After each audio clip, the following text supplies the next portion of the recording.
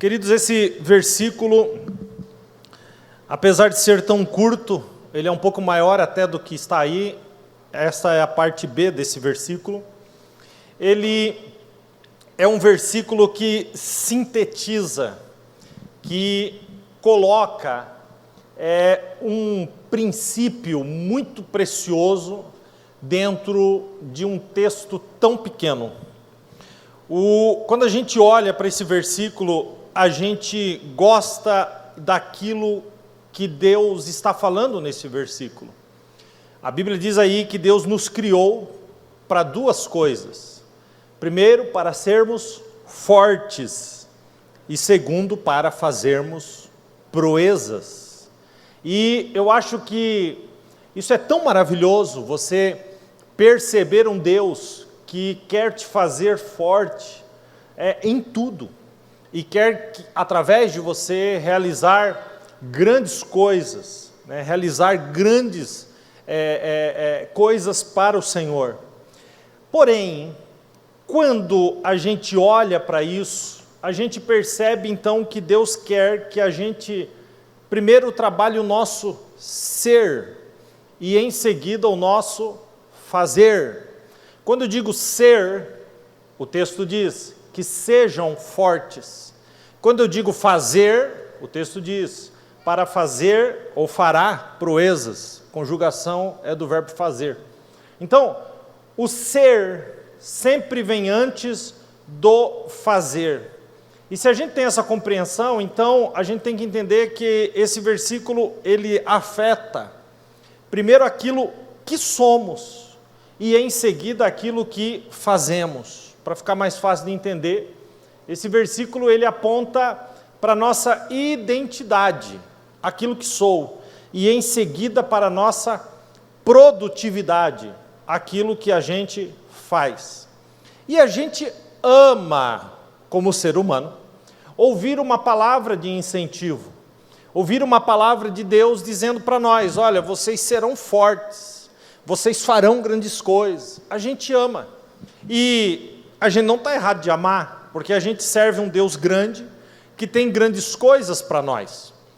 Porém, se a gente dar mais uma passadinha de olho aí nesse versículo, a gente vai perceber que antes do ser e do fazer, existe o conhecer.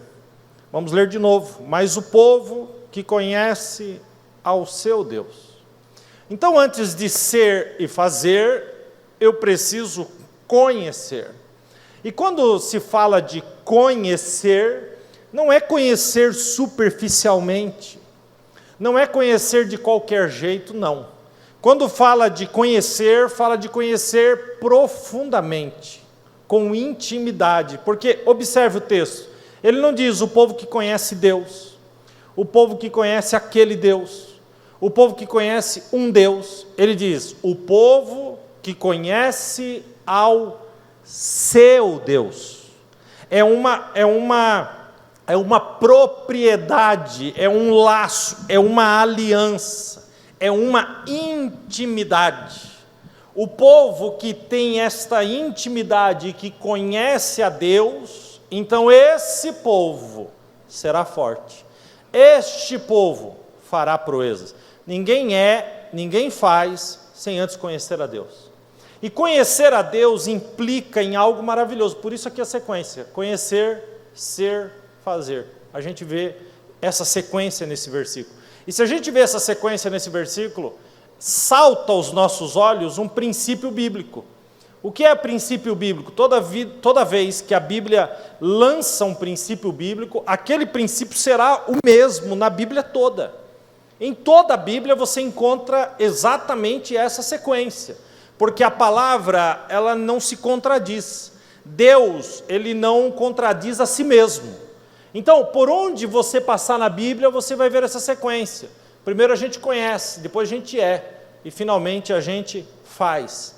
E quando a gente entende isso, a gente percebe que o ponto de partida é conhecer. E se o ponto de partida é conhecer, e eu nunca serei nada e nunca farei nada em Deus sem conhecê-lo, a gente entende que conhecer a Deus é extremamente importante, é vital.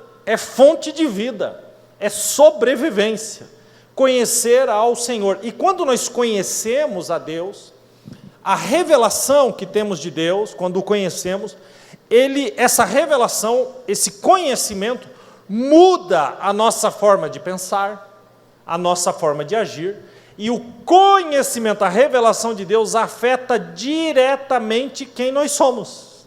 E se esta revelação afetou quem sou, também afetar aquilo que faço. Deu para entender, não? Então, quando a gente olha para a Bíblia Sagrada, a gente percebe esses princípios. Por exemplo, em 1 João, capítulo de número 4, versículo 7 e 8, João escrevendo, ele diz assim: amados, amemo-nos uns aos outros, porque o amor é de Deus, e qualquer que ama é nascido de Deus e conhece a Deus. Ninguém ama sem conhecer a Deus. Mas João continua e diz assim: aquele que não ama, olha o inverso agora, ele repete, não conhece a Deus, porque Deus é amor. Então, a gente pega desse versículo e desse texto que eu diz apenas a frase, Deus é amor, ou porque Deus é amor. Não, você tem que amar, porque Deus é amor. Queridos, só ama quem conhece a Deus, quem não conhece não ama a Deus. Logo, será impossível você desenvolver o amor na sua vida, sem que você conheça aquele que é a fonte desse amor. Vocês têm que entender, e nós juntos temos que entender, que Deus quer que a gente realize grandes coisas para Ele. Mas para isso precisamos conhecê-lo profundamente. E quando a gente conhece a Deus profundamente, eu vou ficar falando isso o tempo todo, esse conhecimento mudará quem sou. E mudando quem sou, afetará o que faço. É a lógica, é o princípio bíblico. Jesus, na sua última oração, com os discípulos ali, no momento da ceia, e quando a gente pega ali o capítulo 13, 14, 15, 16 e 17, 5 capítulos de João, que mostram esse suprassumo do Evangelho, quando Cristo está sentado à mesa da ceia, o Senhor traz uma revelação, Jesus traz, e Ele vai revelar o que é a vida eterna. E às vezes, se alguém te perguntar o que é a vida eterna, sei lá, você pode ter muitas respostas, mas Jesus dá uma resposta específica. Então o Senhor vai revelar lá em João 17,3, ele diz assim, porque a vida eterna é esta. 2 pontos, ele vai simplificar essa resposta. E qual é a resposta? Ele diz, aponta para Deus e diz, que te conheçam a ti. Conhecer. Que te conheçam a ti, como único Deus verdadeiro, e a Jesus Cristo a quem enviaste. Agora olha que coisa interessante, quando eu conheço a Deus vai mudar aquilo que sou. Aí olha o que Jesus faz no versículo seguinte, olha o que ele vai dizer, eu glorifiquei-te na terra. Eu só glorifico a Deus na terra quando já passei pelo processo de conhecê-lo. Por isso que Jesus traz a mesma sequência, ele diz, a vida eterna é que conheçam a ti e a Jesus Cristo a quem tu enviaste. Conheceu, aí ele vai para o próximo passo, eu glorifiquei-te na terra. Como que eu glorifico a Deus na terra? Sendo, aqui fala do ser, sendo quem Ele quer que eu seja. Agora olha que coisa interessante, então ele falou de conhecer e ele falou de ser, faltou fazer, mas ele não deixa para trás. Então ele diz, a vida eterna é essa, que conheçam a ti como único Deus verdadeiro e a Jesus Cristo a quem enviaste. Eu glorifiquei-te na terra, aí ele termina, tendo consumado a obra que tu me destes a fazer. Que sequência! É a mesma de Daniel, é um princípio. Jesus vem no Novo Testamento e ele aponta as mesmas coisas. Eu conheço, se conheço, muda aquilo que sou. Se muda aquilo que sou, Deus é glorificado na minha vida. E se mudou aquilo que sou e Deus é glorificado na minha vida, então eu realizo a obra que Ele tem para mim. Deu para entender isso ou não? Quando a gente entende isso, a gente percebe que um não vive sem o outro. Porque ainda que sejam ingredientes separados, eles têm que ser misturados. para que a gente viva uma vida plena em Deus. É entender a conexão entre conhecer, entre ser e entre fazer. E a gente pode ouvir muito a respeito de Jesus e não conhecê-lo. A gente pode vir à igreja e ainda assim não conhecê-lo. A gente pode ouvir pregações todos os domingos e ainda assim não conhecê-lo. E o interesse de Jesus é que a gente o conheça profundamente. A gente pode até falar dele e não conhecê-lo. A gente pode pregar a respeito dele sem conhecê-lo. A gente pode andar com ele e não conhecê-lo. Então Jesus, que quer um nível mais profundo e quer se revelar para nós, ele faz uma pergunta reveladora em Mateus capítulo 16, a partir do 13 ali. Quando Jesus está andando com os seus discípulos e ele pergunta para os discípulos: o que dizem os homens? Olha, ele vai para o lado de fora. O que as pessoas dizem que eu sou? E aí os discípulos tinham uma resposta na ponta da língua. Ah não, é baseado no que dizem. Uns dizem que tu é Elias. Lá na beira do barco, no Mar da Galileia, eu vi as pessoas dizerem que tu é Elias. Lá em Cafarnaum, alguém disse que tu era um dos profetas. Por que eles tinham a resposta na ponta da língua? Porque eles têm uma resposta que já está pronta por aquilo que os outros dizem. E aí a gente tem que fazer uma análise para compreender se a resposta que temos a respeito de Deus é uma resposta revelada a nós ou é baseada naquilo que dizem. O Deus que eu conheço é baseado no que falam por aí, o que dizem na rua, o que minha mãe falava, o meu pai e tal. Queridos, nada disso está errado. A Bíblia nos impulsiona a transmitir essa mensagem, mas muito mais do que aquilo que os outros dizem, é aquilo que você teve como revelação de Deus. Por isso, Jesus vai sair lá de longe do macro e vem aqui para o micro. Aí ele diz assim: ok, entendi. E o que vocês dizem que eu sou? E a Bíblia diz que quando Jesus faz essa pergunta, a gente entende pelo contexto que eles não tiveram resposta. Olha, quando perguntam o que os outros falam, eles têm resposta na ponta da língua. Mas quando Jesus diz: o que você diz que eu sou? Acabou a resposta. Na verdade, não sei direito. Não tenho essa compreensão. E aí, Deus, porque é importante você entender que quem está perguntando ali é Jesus, o Filho do Deus vivo. Jesus é Deus, e quando Deus pergunta quem eu sou, nunca ficará sem resposta. Por isso, Jesus faz a pergunta, e como não tinha resposta, o céu abre e uma revelação de Deus cai sobre Pedro. A resposta que Pedro vai dar não é a dele, porque Jesus diz: não foi a carne e sangue que te revelou. Ou seja, não é nos teus pensamentos que você conseguiu essa resposta. Aí Jesus vai dizer: mas foi o Pai do céu, o meu Pai do céu que te revelou. E qual é a resposta? Pedro tem a revelação e responde em alta voz: tu és o Cristo, o Filho do Deus vivo. Naquele momento, cai uma revelação, observe, de quem é Jesus. E as pessoas, os discípulos ali então, as escamas dos olhos caem diante daquela revelação, e aqueles discípulos agora olham para Jesus e compreendem, o conhecem, não como filho de Maria, não como um profeta, não como um galileu, mas como filho do Deus vivo. Isso é maravilhoso.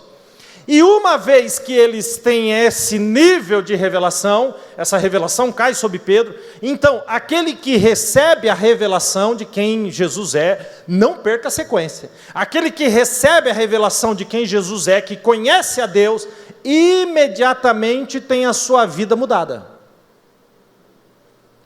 Observe alguns detalhes nesse texto. Jesus diz assim para ele: bem-aventurado Simão Barjonas.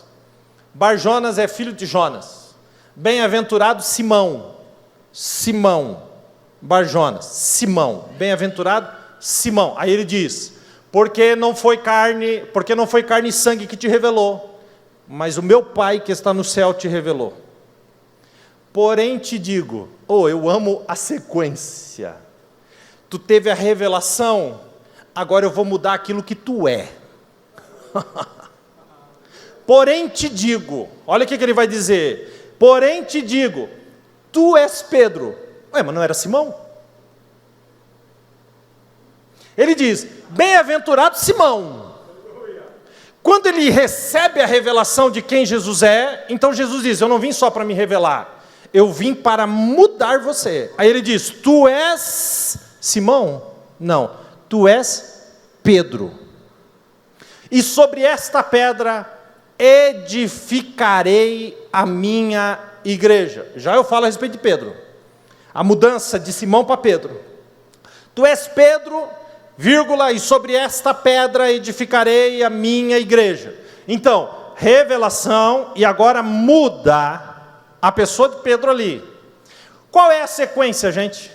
É fazer, realizar. Então o Senhor diz, tu és Pedro, e sobre esta pedra edificarei a minha igreja, e eu darei à minha igreja, fazer, as chaves do reino dos céus, e tudo que vocês fizerem, tudo que vocês ligarem na terra será ligada no céu, e tudo que vocês desligarem na terra será desligada no céu, e as portas do inferno não prevalecerão. Quem entendeu isso até aqui, diga amém. Pastor, ok, eu só não entendi a mudança de Pedro. Te digo, quando Jesus diz, esquece o Simão e diz Pedro, ele diz, tu és Pedro.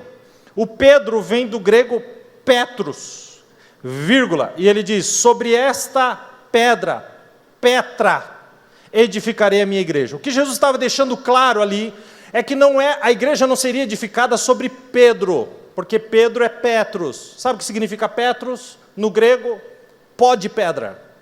Ele diz, tu és Petros, Pedro, pó de pedra, vírgula. Aí Jesus, porque nós não temos a filmagem do momento, mas naquele momento Jesus aponta para ele mesmo e diz, e sobre esta pedra, rocha, edificarei a minha igreja. Mas por que Jesus chama Pedro de Petros? Porque Jesus está dizendo, tu não é a rocha, a pedra, mas tu é o pó da pedra, a mesma natureza, o mesmo jeito, veio do mesmo lugar, um novo tempo. Quando ele tira e troca de Simão para Pedro, ele está fazendo esta mudança. E ao longo dos séculos as pessoas vieram e disseram, não, a igreja está fundamentada sobre Pedro, porque Jesus disse, sobre esta pedra edificarei minha igreja. Gente, deixa o próprio Pedro contar para vocês a revelação daquele momento. 1 Pedro 2,4, Pedro vai escrever essa epístola e ele escreve, chegando para Jesus, pedra viva, Pedro está falando de Jesus, pedra viva, reprovada na verdade pelos homens, mas eleita e preciosa para com Deus. Pedro está dizendo, ele é a pedra. Aí ele vem, 1 Pedro 2,6 e diz assim, Pedro escrevendo, porque também está escrito nas Escrituras a respeito de Jesus, eis que ponho em Sião a pedra, Petra, a pedra principal de esquina, eleita e preciosa, e quem nesta pedra crer, não será confundido. Aí Pedro vai falar dele e de nós. Aí olha o que ele escreve agora em 1 Pedro 2,9. 1 Pedro 2,5. Vós também como eu, sois pedras vivas. Só que aqui não é Petra, aqui é Petros. Ele está dizendo, ele é Petra, a rocha de esquina, pedra angular. Nós somos Petros vivos. O que ele está dizendo? Nós somos pó de pedra, mas somos vivos porque saímos daquele que tem vida. Ele está dizendo. Então a revelação de quem Deus é, transforma quem Pedro é. Quando você descobre quem Deus é, Você descobre quem você é. E descobrindo quem você é, vai transformar aquilo que você faz. Eu acho isso tão maravilhoso que eu não sei nem o que dizer. A grande pergunta aqui nessa noite, e que você já pode ir respondendo para você mesmo: quem é você? Você só vai ter essa resposta se você tiver a resposta para a primeira pergunta: quem é Deus para você? Se Jesus estivesse caminhando contigo e dissesse assim: viu, o que o povo diz aí que eu sou? Você tinha um monte de respostas. Mas a pergunta dessa noite não é para o povo, a pergunta dessa noite é para você: quem eu sou para você? Qual a minha importância? Qual a revelação que você tem de mim? Qual o conhecimento que você tem da pessoa que sou? E quando isso acontece, então mudamos quem somos. E à medida que conhecemos a Deus, então acontecem algumas coisas com a gente. A primeira delas, quando eu conheço o Senhor, o conhecer a Deus, então eu descubro quem eu sou nele. E o que eu sou nele? Lembro de Pedro? O mesmo material, a mesma edificação, e junto com Cristo, nós fazemos proezas. Observe o que João escreveu a respeito desse assunto em 1 João 4,17. Nisto é perfeito o amor para conosco, para que no dia do juízo tenhamos confiança, porque qual como Ele é, nós também somos nesse mundo.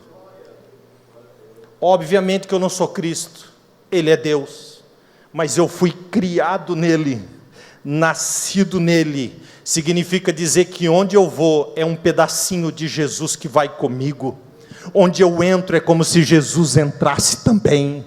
Na casa que eu vivo é como se Jesus vivesse também, porque eu posso não ser Deus, não sou, mas sou criado nele, sou feitura sua, e posso provar isso. Efésios 2,10 diz assim: porque somos feitura sua, criados em Cristo Jesus. Para quê, gente? Para quê? Para fazer alguma coisa. Então ele diz: criados em Cristo Jesus para as boas obras, os quais Deus preparou para que a gente andasse nela.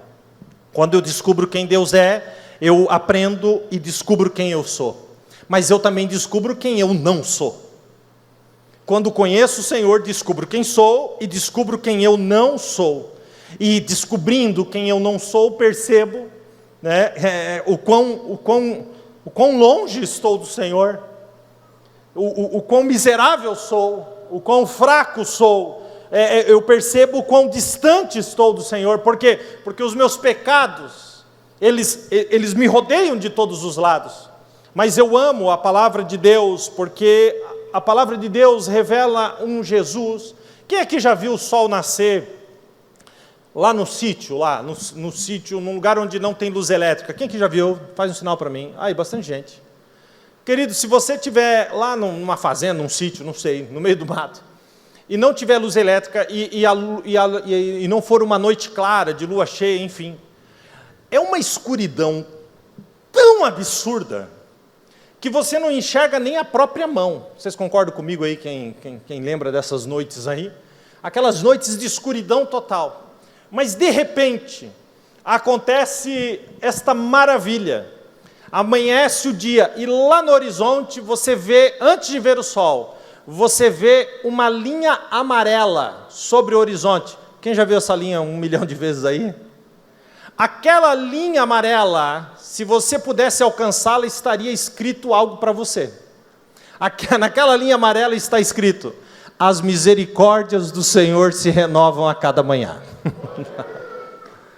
Toda vez que eu vejo um dia amanhecer, eu fico olhando para aquela linha amarela e fico agradecendo a Deus, porque as misericórdias do Senhor estão sendo renovadas mais uma vez.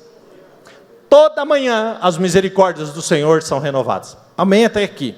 Mas não fica só naquela linha amarela. O sol aparece, e quando o sol aparece, o dia vai amanhecendo. E aí, a mão que eu não enxergava, por causa da escuridão, agora eu vejo. Eu não enxergava um passo para frente, agora enxergo. Enxergo mais ali, enxergo longe. À medida que o sol vai subindo, mais amplamente vão enxergando. Assim é a revelação de Jesus. Eu estava morto nas minhas ofensas e pecados, mas o sol da justiça levantou sobre mim. E quando levantou sobre mim, eu enxerguei a miséria dos meus próprios pecados. Só que o melhor é que o sol não se levanta somente, o sol da justiça não se levanta somente para revelar os meus defeitos, mas o sol da justiça traz algo para mim. E é isso que eu acho tremendo. E Malaquias, profetizando sobre isso, ele vai dizer, no capítulo 4, versículo 2, ele diz assim: mas para vós que reverenciam o nome do Senhor, o sol da justiça se levantará, trazendo cura nas suas asas.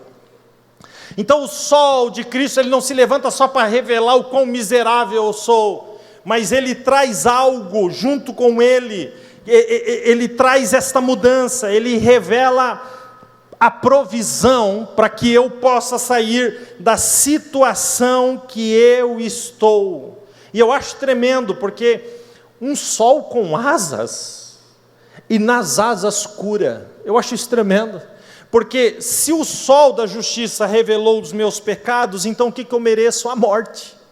E agora, um sol lá longe é uma coisa, mas se esse sol está vindo na minha direção, eu vou morrer, inevitável, morrerei. Mas quando chega perto, eu não morro.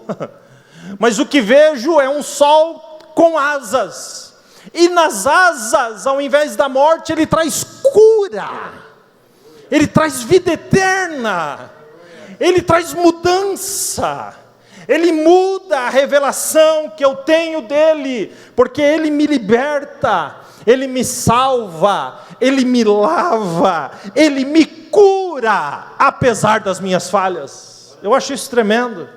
E todos aqueles que têm uma revelação de Deus, enxergam a sua miséria de tal forma que acreditam que morrerão.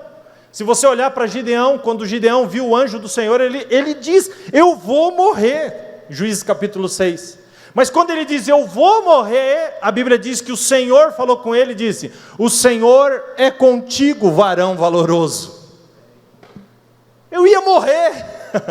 Mas olha o que Deus faz, se revela e diz para ele: o Senhor é contigo, varão valoroso. Está mudando quem ele pensa que ele é. Ele, até ali, ele era um pobre, um miserável, pisando uva no lagar. A partir dali, Deus está dizendo: a partir de hoje, tu é varão valoroso. E aí dá a missão: você vai vencer os midianitas, porque eu sou contigo. Essa é a sequência do Senhor. Se você vê o caso de Isaías capítulo 6, Isaías também, quando vê o trono de Deus, no capítulo 6, ele diz: ai de mim que vou morrendo. Em outras traduções diz: perecendo. Ele diz: porque estou perdido, sou um homem de lábios impuros. Enxergou o pecado. Habito no meio de um povo de impuros lábios. Enxergou o pecado. Ele diz: agora não tem como escapar, porque os meus olhos viram o rei, o sol voou na minha direção. Isaías teve a plena certeza de que morreria, mas ao contrário disso, ele olhou, esperando a morte, ele vê um anjo, tirando com uma tenaz, uma brasa viva do altar, e voou até ele, encostou a brasa na sua boca e diz: a tua iniquidade foi tirada e o teu pecado foi perdoado. Isso é maravilhoso. Só que Isaías tem a revelação de Deus, o anjo muda aquilo que ele é, o seu pecado é perdoado. Qual é o próximo passo, gente? Fazer. Então, a voz de Deus se ouve no céu, e diz: a quem enviarei, e quem há de ir por nós? E aí esse Isaías que teve a revelação, a mudança daquilo que ele era, ele dá o próximo passo e diz: eis-me aqui, envia-me a mim. Vocês estão entendendo? A gente percebe isso na Bíblia toda, e a Bíblia não esconde as limitações dos homens. Quando a gente olha para Elias, Tiago escrevendo a respeito de Elias, no capítulo 5, versículo 17, Tiago vai falar assim de Elias: Elias era um homem sujeito às mesmas paixões que nós. Sabe o que Tiago está querendo dizer aqui? Tiago está dizendo assim: Elias era farinha do mesmo saco que você veio. Elias era igual você. Ele está dizendo: Elias era um homem sujeito às mesmas paixões que nós. E era mesmo, porque a gente se parece demais com Elias. Elias vivia numa montanha russa emocional. Sobe, desce, vira de cabeça para baixo, volta, sobe, desce. Elias vivia desse jeito. E quantos de nós não vive assim? Quantos de nós a gente não diz: não, agora vai dar certo, não deu, não sei o quê. Quantos de nós às vezes somos levados por uma euforia, por alguma coisa que acontece, e no dia seguinte estamos no quarto deprimidos? Quantos de nós de manhã estamos tão animados e à tarde estamos tão deprimidos? Quantos de nós de manhã não estamos acreditando em nada, mas à tarde parece que estamos pegando o anjo com a mão? Vivemos essa montanha russa emocional. Elias era exatamente assim.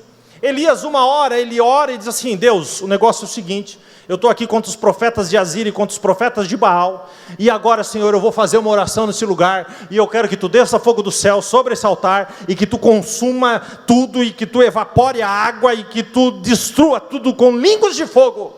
E ele ora, e sabe o que acontece? O céu abre mesmo, e realmente o fogo desce, e realmente consome o sacrifício do altar. Esse é Elias. No dia seguinte, Jezabel manda um recadinho para eles assim: vou te matar. Elias sai correndo, fugindo. E quando Elias foge, até o monte do Senhor, entra dentro de uma caverna, e lá no monte do Senhor ele diz: eu quero morrer.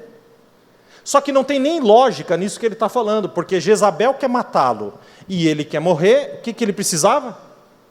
Encontrar Jezabel. Entenderam ou não? Vocês estão rindo de Elias? É vocês, é eu.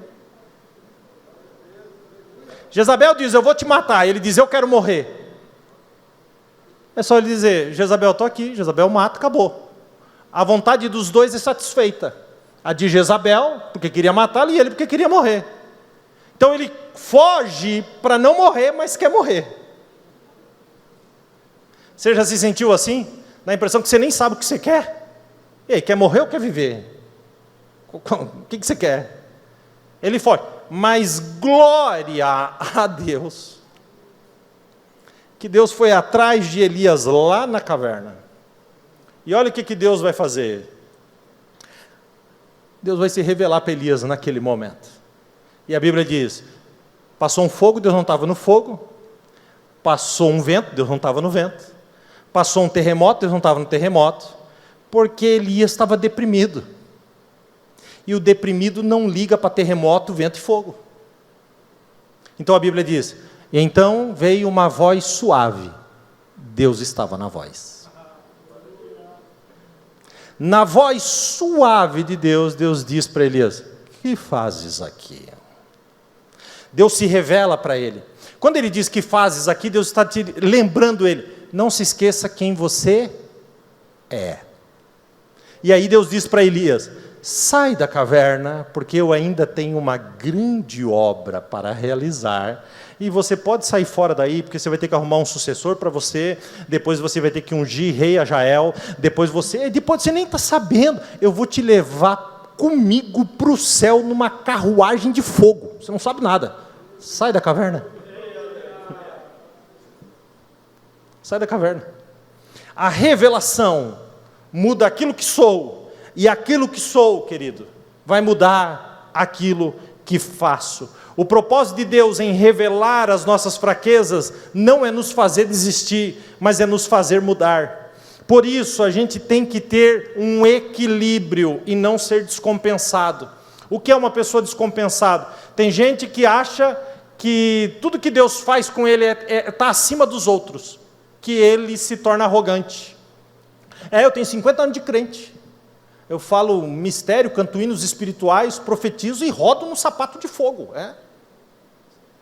Não é fácil não, tenho visões, a pessoa sobe demais. Outros só olham para as próprias falhas e diz: Ó céu, ó vida, ó trabalho.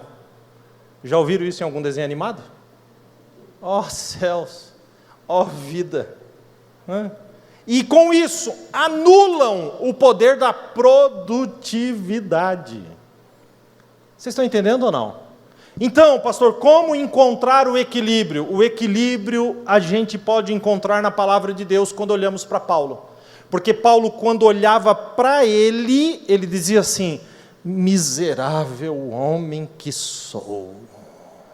Mas o mesmo Paulo olhava para Deus e dizia: vivo não mais eu, mas Cristo vive em mim. Equilíbrio.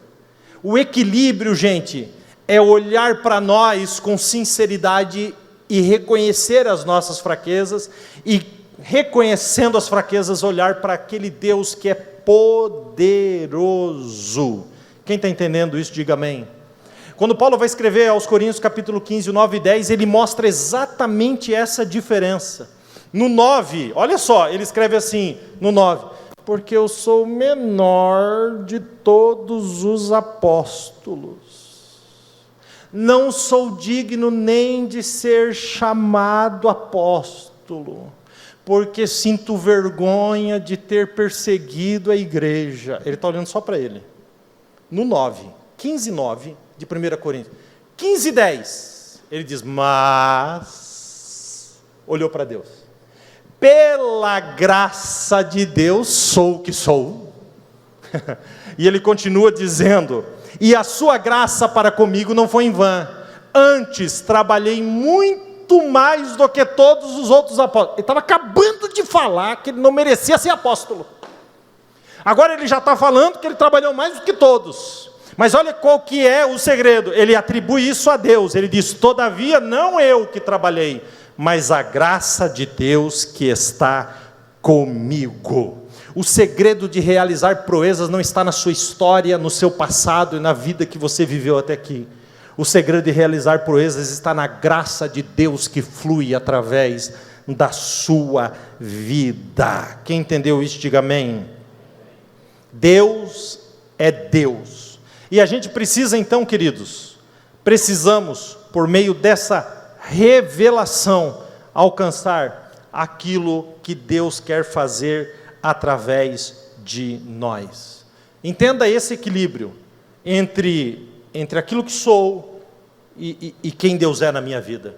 Lembram da semana passada, quando eu falei que Jesus era humilde, Mateus 11, 29, quando ele diz: aprendei de mim que sou manso e humilde de coração?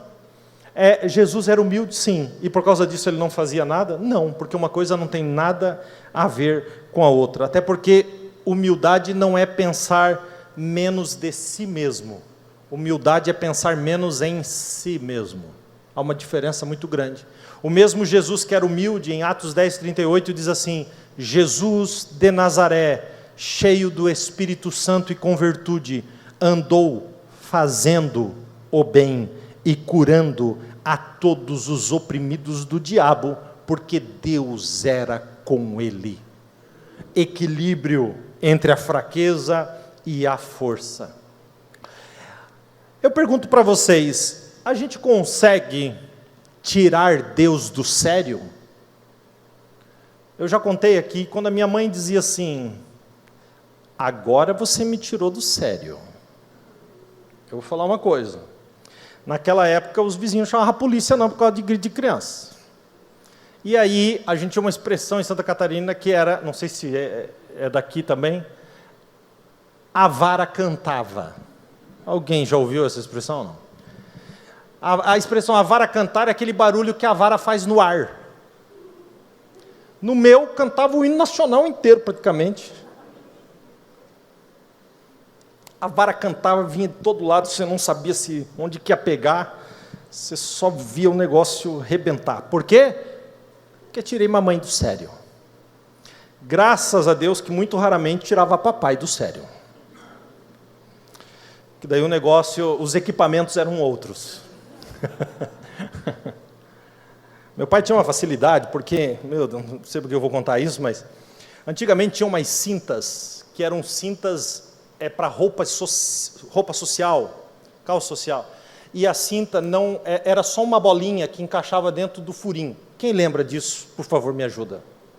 Então meu pai só fazia assim, ó, pá, já tinha destravado. E ainda ficava com a perninha assim, eu dizia, rapaz, será que um dia eu vou conseguir tirar a cinta nessa velocidade?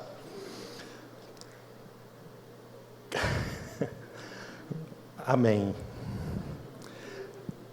Por quê? Porque tirei papai do sério. Porque tirei minha mãe do sério. Agora eu pergunto para vocês, é possível tirar Deus do sério? A resposta é chocante. Sim. Quando você tira Deus do sério? Quando Deus se revela para você. Muda quem você é. Mas você não faz nada. Aqui você tira Deus do sério.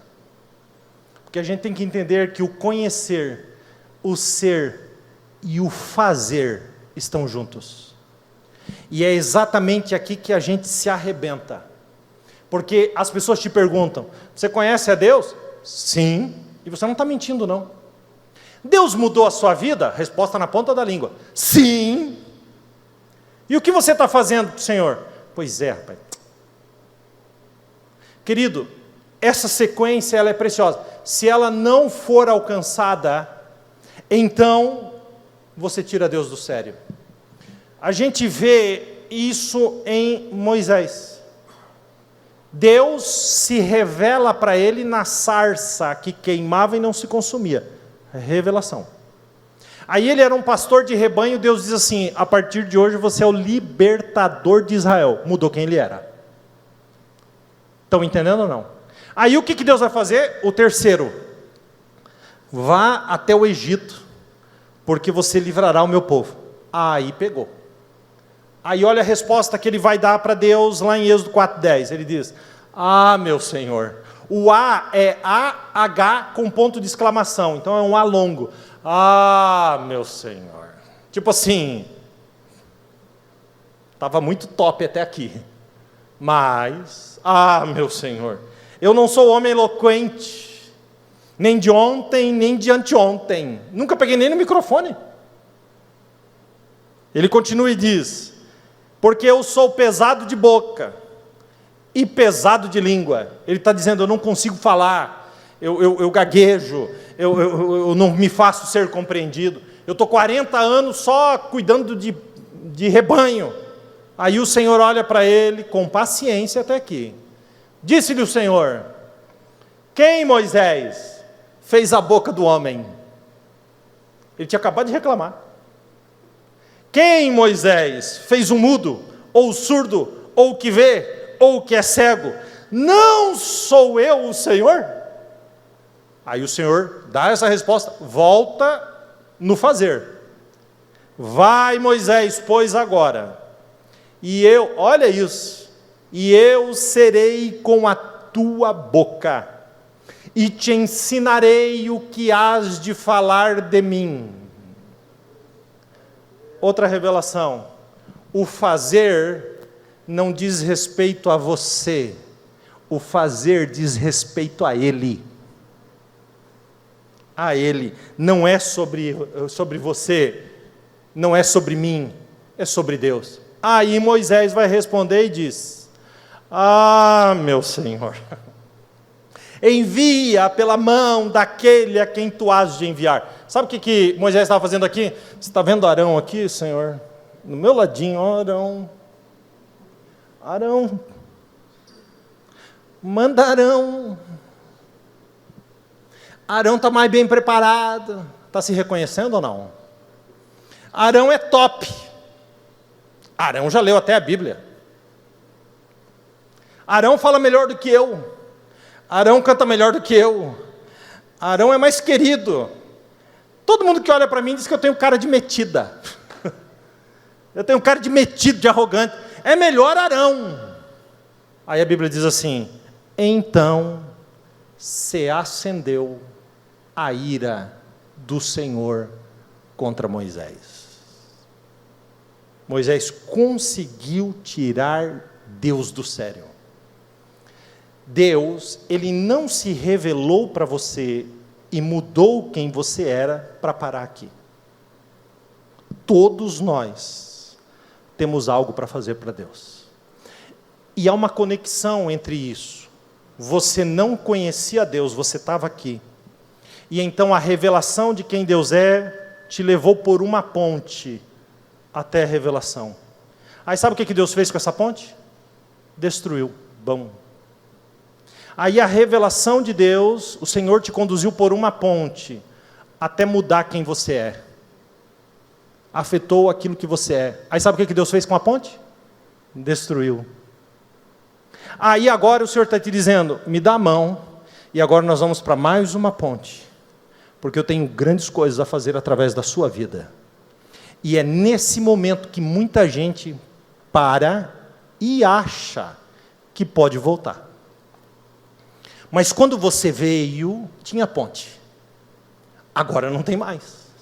E é aqui que as pessoas se quebram, se precipitam, destroem as suas vidas, destroem seus relacionamentos, destroem tudo aquilo que tem na mão, porque acham que podem voltar. Não tem volta, porque Deus nunca anda para trás, Deus só anda para frente.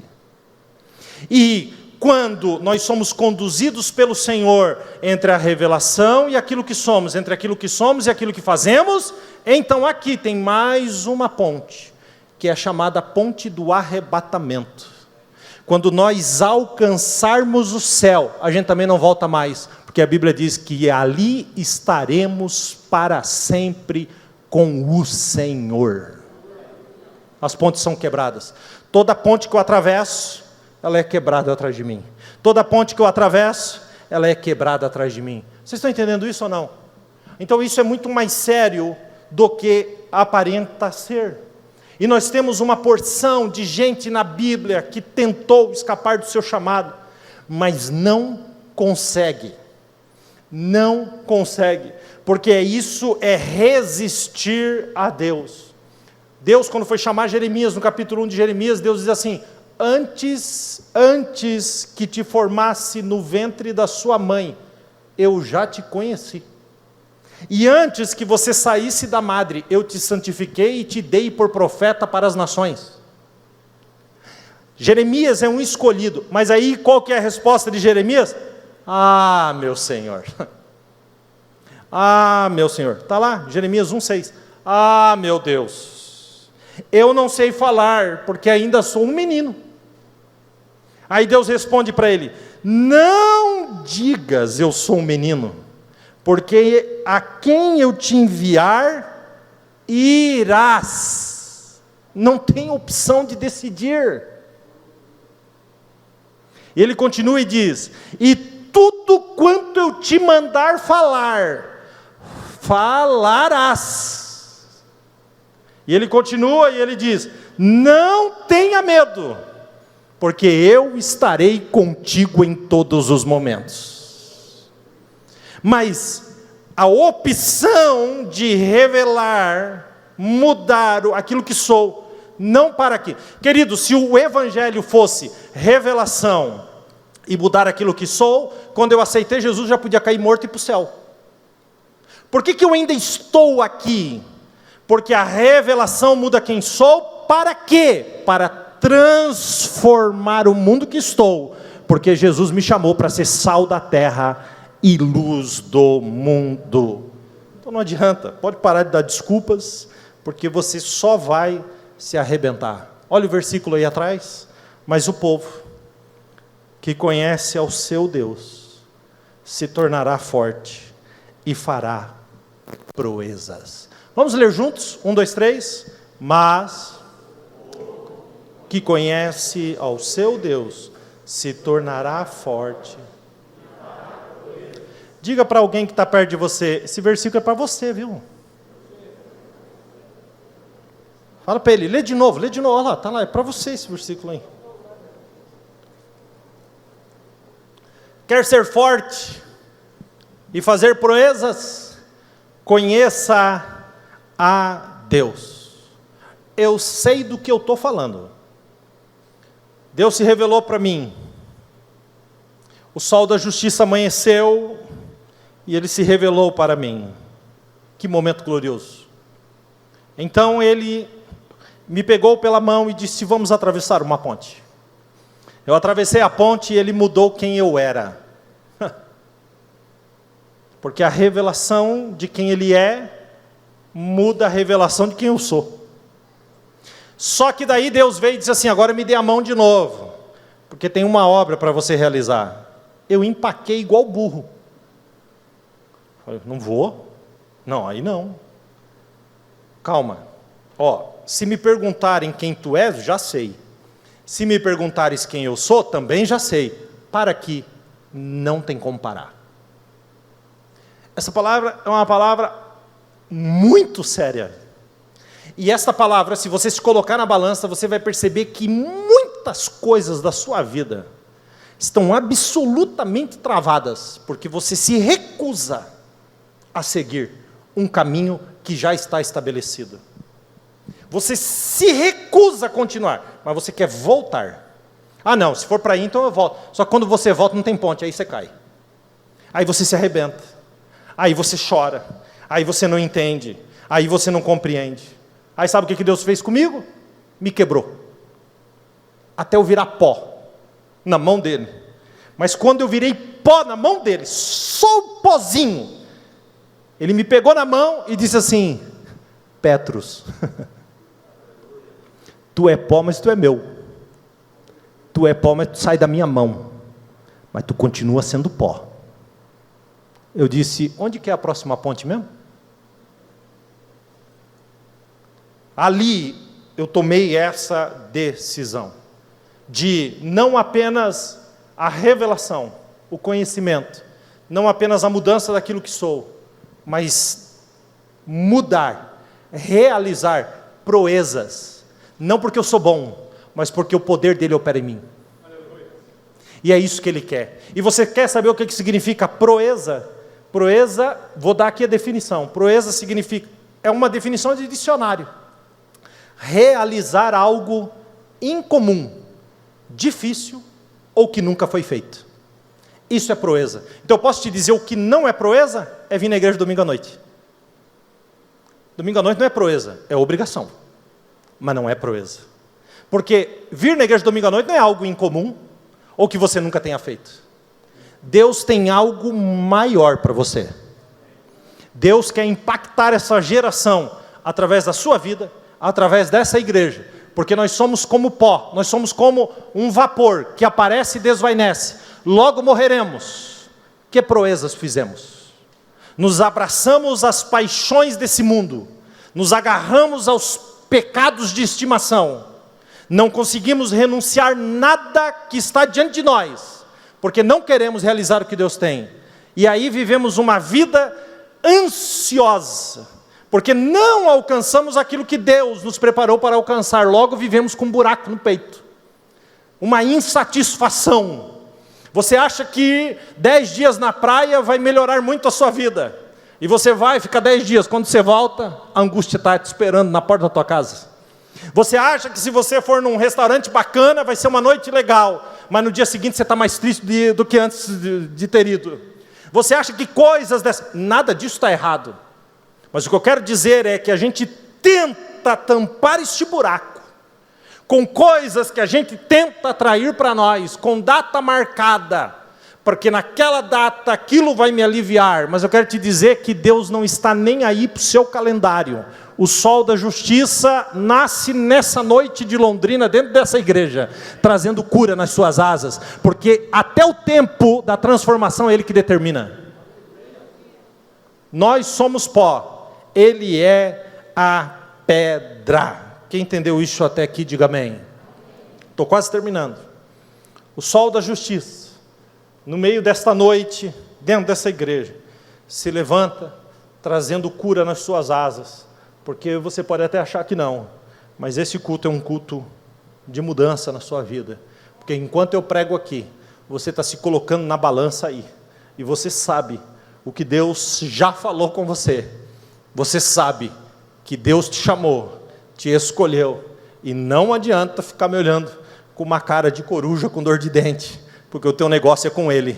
Os olhos dele são como chama de fogo. Ele te conhece, Ele te vê. É como se ninguém tivesse dentro dessa igreja, só Ele e você, porque Ele te chamou, Ele te escolheu, e você insiste em estagnar. Vou terminar usando 3 textos dos salmistas falando sobre esses mesmos assuntos, e encerro aqui. A primeira coisa, o Senhor nos diz nessa noite: eu quero que você me conheça. E o salmista, escrevendo a respeito disso, no Salmo 25:7, ele diz assim para Deus: Senhor, não te lembres dos pecados da minha mocidade, nem das minhas transgressões, mas segundo a tua misericórdia, lembra-te de mim por tua bondade, Senhor. Escuta agora: bom e reto é o Senhor, por isso revelará o caminho aos pecadores. Por isso guiará os mansos em justiça, e aos mansos revelará o seu caminho. Revelação. Mas Deus não quer apenas que você o conheça, Deus quer transformar quem você é, Deus quer te fazer forte.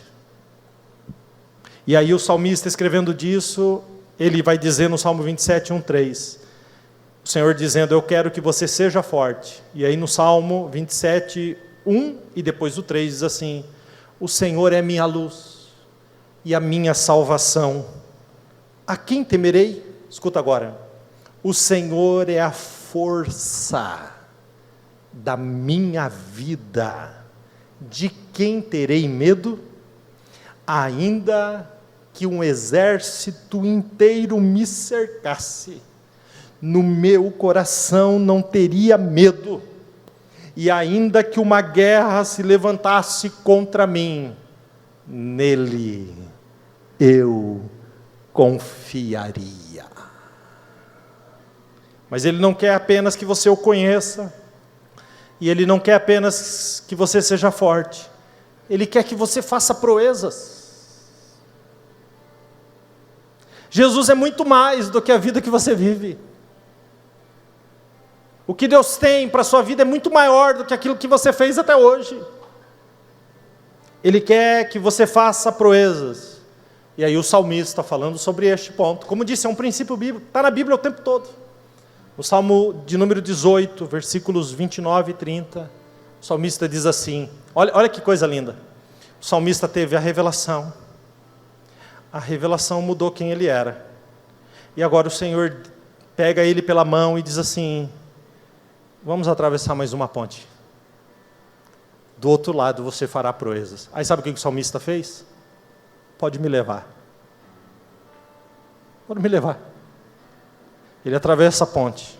E quando ele chega lá do outro lado, o Senhor diz para ele: eu me revelei e agora você sabe quem eu sou. Eu te mudei e agora você sabe quem você é. Você teve coragem e agora você fará proezas, porque eu estarei contigo. Quando ele chega desse lado, aí o salmista vai escrever: porque contigo, ó Deus, eu entrei pelo meio de uma tropa. Porque com o meu Deus, observe a palavra, com o meu Deus, eu saltei uma muralha. O que é isso, gente? Ele não diz que escalou a muralha. Ele diz que com Deus, ele saltou a muralha. É tão grande, tão intransponível, mas ele foi correndo em direção a ela, e quando ele chegou perto dela, Deus fez assim, ó. Porque quando estamos no propósito de Deus, Deus nos dá asa como de águias, voarão e não se cansarão. Com o meu Deus eu saltei uma muralha. Aí ele diz assim: o caminho de Deus é perfeito, a palavra do Senhor é provada.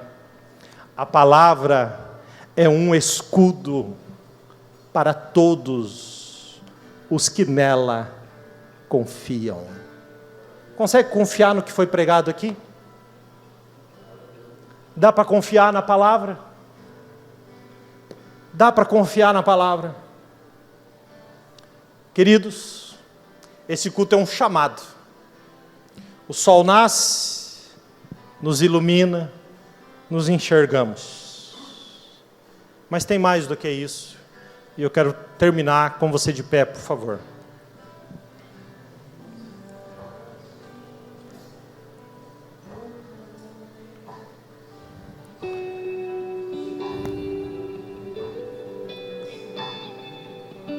Vamos cantar um pouquinho?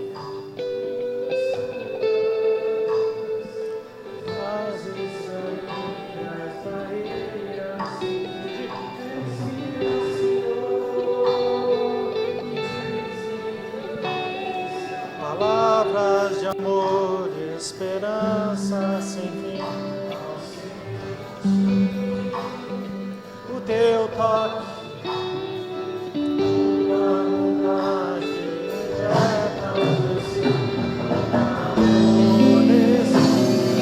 Levante a sua mão por um instante. Me derramar, dizer que te amo. Me derramar, dizer que preciso. Me derramar, dizer que sou grato. Me derramar, dizer que sou moço. Me derramar, dizer que te amo. Me derramar, dizer que preciso. Me derramar, dizer que sou grato. Me derramar, dizer que sou moço.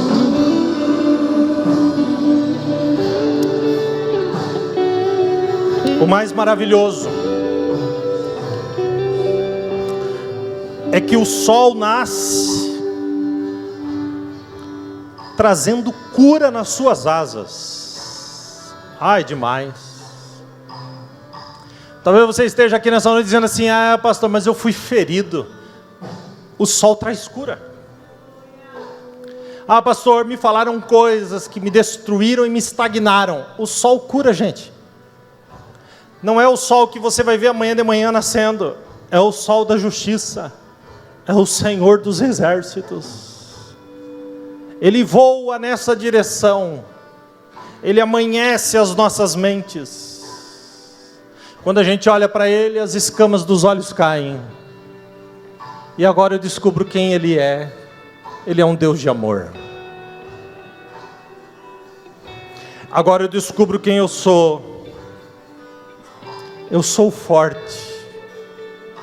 E a gente fala como Paulo: quando estou fraco, olhando para mim, aí é que sou forte, porque dependo totalmente dele. O sol da justiça chega e diz assim: a minha graça te basta, porque o meu poder se aperfeiçoa nas tuas fraquezas.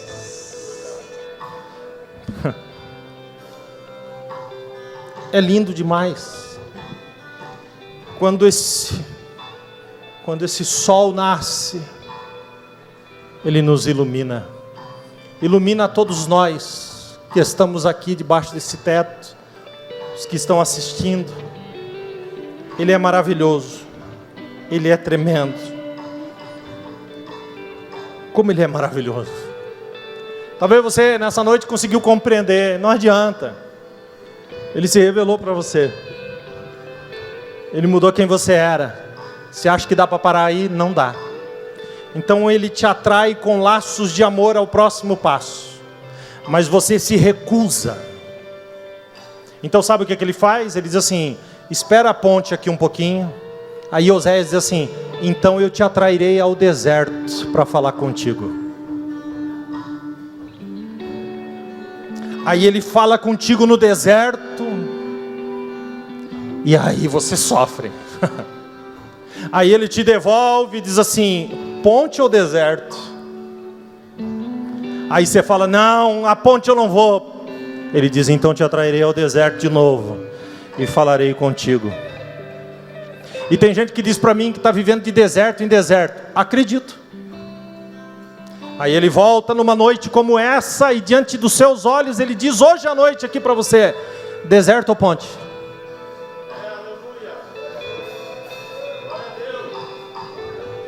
Através, porque eu já te fiz forte. Você nem sabe a força que tem, porque a tua força não é tua, é minha.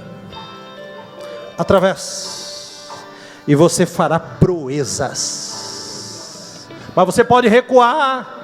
E aí o Senhor te diz: então deserto. Sabe o que é o mais maravilhoso nisso? É que seja deserto ou seja ponte, Ele não desiste de você. Ele não desiste.